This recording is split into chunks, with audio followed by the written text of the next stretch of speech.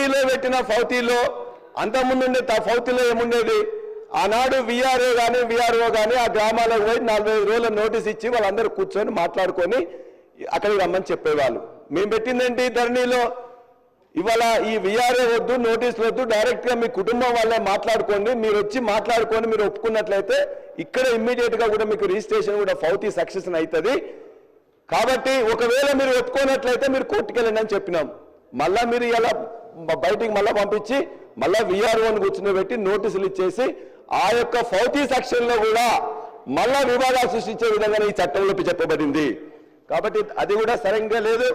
అదేవిధంగా జమాబందీ అని పెట్టిండ్రు. ఎందుకు చేస్తారు అధ్యక్ష జమాబందీ అనేది 2011-12 నుంచి మొత్తం బంద్ అయిపోయింది.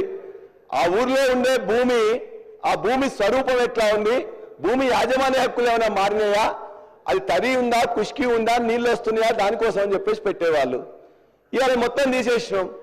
మళ్ళా ఇలా జమాబందీ పేరులో మళ్ళొక దుకాణం తెరిచిండ్రు ఇవాళ భూభారతిలో. అంతేకాదు ఇవాళ భూమి స్వరూపం తెలుసుకోవడానికి ఇవాళ ఏఈఓలు ఉన్నారు. 5,000 ఎకరాలకు ఒక చొప్పున ఏఈఓలు 2,600 మందిని గత ప్రభుత్వం రిక్రూట్ చేసింది. వాళ్ళందరూ రికార్డ్ చేసుకుంటున్నారు. ఎందుకు ఈ జమాబందీ? అంతేకాకుండా మాన్యువల్ పహాణి అని చెప్పి మళ్ళీ మొదలు పెట్టిండ్రు. మాన్యువల్ పహాణి అంటే ప్రతి సంవత్సరం నీకు రికార్డుడే ఉంటుంది. ఆ రికార్డునే దాన్ని రాకుండా మొత్తం మాన్యువల్ పహాణి చెప్పి ఎండాకాలంలో మళ్ళా కూర్చొని వాళ్ళు మళ్ళీ ఉన్న పట్వారీ కానీ లేకపోతే విఆర్ఓ రాసి మళ్ళా అదొక దుకాణం.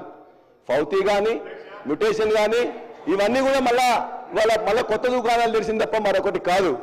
వాటి దయచేసి మీ అందరం కూడా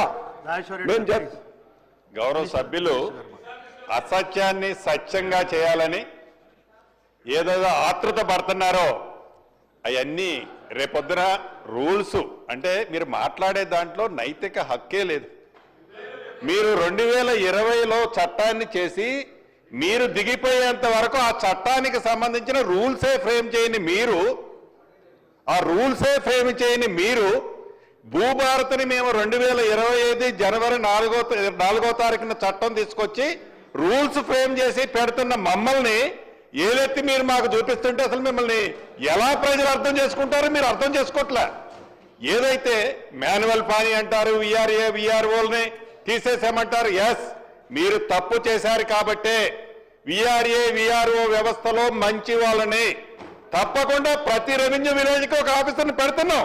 బేఫిగర్గా చెప్తున్నాం. చట్టంలోనే కాదు, ప్రజలు అడుగుతున్నారు, కోరుకుంటున్నారు.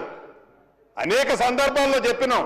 ఏదో నట మాన్యువల్ పానీ అట, మళ్ళీ ఏదో ఓపెన్ చేస్తున్నట, మ్యూటేషన్ అట అంటే కట్టుకథలు మళ్ళీ చెప్పి ఆ కట్టుకథల్ని పదే చెప్పి ఇది నిజమని ఒప్పించడానికి గౌరవ సభ్యులు ఏదైతే తాపత్రయపడుతున్నారో అది వారి విజ్ఞతకే వదిలేస్తున్నారు. అధ్యక్ష కట్టుకథలు చెప్పినా పిట్టకథలు చెప్పినా మీరు అధికారంలోకి రావడానికి చెప్పింది తప్ప మేము చెప్పలేదు, ఇప్పుడు చెప్పట్లేదు. బాండ్ పేపర్లు ఇచ్చింది మీరే కదా అధ్యక్ష. కాబట్టి ఇవాళ నేను చెప్పింది అబద్ధమైతే మీరు కాదని చెప్పండి. మీరు మీ చట్టం మీద నేను చెప్పిన దాంట్లో ఫౌతీలో ఇంతకుముందు ఉన్నదాన్ని ఎక్కిపోయినరు, మాన్యువల్ పహాని తీసుకొస్తున్నారు, అదేవిధంగా మ్యూటేషన్లో పద్ధతి మార్చిండ్రు. అదే అధ్యక్ష సార్ అధ్యక్ష భూమి చాలా ముఖ్యమైన అంశం అధ్యక్ష. రాష్ట్ర ప్రజలు ఈ రకంగా తప్పుదోవ పట్టించే పరిస్థితి చేయొద్దు. ఇప్పుడే రెవెన్యూ మంత్రి గారు చాలా స్పష్టం జమాబందీ గురించి వారు మాట్లాడుతూ ఉన్నారు. అధ్యక్ష జమాబందీ అంటే ఒక్క నిమిషం సార్ అధ్యక్ష నేను చాలా స్పష్టంగా చెప్పాలి అధ్యక్ష. జమాబందీ మళ్ళీ తీసుకొస్తా ఉన్నారు, దీనివల్ల నష్టం జరుగుతుంది. జమాబందీ అంటే ఏంటి అధ్యక్ష? రెవెన్యూ సదస్సులు గ్రామాల్లో ప్రతి సంవత్సరం రెవెన్యూ సదస్సులు పెట్టి గ్రామ సభలు ఏర్పాటు ప్రజల సమక్షంలో ఈ సంవత్సరం ఎవరు భూములు కొనుక్కున్నారు, ఎవరు అమ్ముకున్నారు, ఏ పంట వేశారు, ఎవరి దగ్గర ఏ భూమి ఉంది, ఏ పంట ఎవరు ఏ స్థాయిలో వేశారని చెప్పి ప్రతి సంవత్సరం ఆ గ్రామంలో రెవెన్యూ సంబంధించిన బదలాయింపుల గురించి కూడా రెవెన్యూ రికార్డ్స్ అప్డేట్ చేస్తూ ప్రజల సమక్షంలో చేసే ఒక కార్యక్రమం అధ్యక్ష. ప్రజల సమక్షంలో జమాబందీ అని రెవెన్యూ సదస్సు పెట్టి చేయటం కరెక్టా, లేకపోతే 4 గోడల మధ్యలో అడ్డగోలుగా ధరణి చట్టం చేసుకొచ్చి అందులో ఎంట్రీ చేసుకోవటం కరెక్టా? ఏది కరెక్ట్ అధ్యక్ష? ఏది కరెక్ట్? ప్రజల సమక్షంలో ప్రతి సంవత్సరం రెవెన్యూ సదస్సులు నిర్వహించి జమాబందీ చేయటం కరెక్ట్. కానీ గ్రామ సభల్లో అడ్డగోలుగా 4 గోడల మధ్యలో రాసుకొని ధరణిలో ఎంట్రీ చేసుకొని మా ఇష్టం వచ్చినట్టు ఒకళ్ళ తర్వాత ఒకళ్ళు రిజిస్ట్రేషన్ చేసుకుంటుంటే అది కరెక్ట్ కాదు అధ్యక్ష. జమాబందీ గురించి ముందు అవగాహన చేసుకోవాలని చెప్పండి జమాబందీ అంటే ఏంటని. ఒక్కసారి రాజేశ్వర రెడ్డి గారు ఒక్క మాట ప్లీజ్, ఒక్క మాట. ఇప్పుడు మనకు ఒక ప్రొసీజర్ నడుస్తున్నది. ప్లీజ్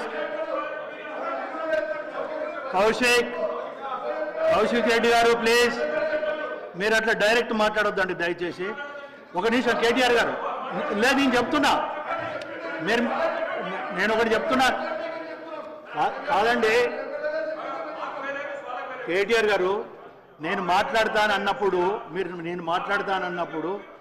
నేను ఒక విషయం చెప్పదలుచుకున్నప్పుడు మీరు కోఆపరేట్ చేయాలి, సహకరించాలి. మీరు ఒక నిమిషం, నేను దానికి జవాబు చెప్తానన్నాను. ఇప్పుడు చైర్లో ఉన్న పర్సన్ కానీ నేను మీకు జవాబు చెప్తాను. అవకాశం నేను ఇచ్చానండి, అవకాశం ఇచ్చిన తర్వాత మాట్లాడతాను.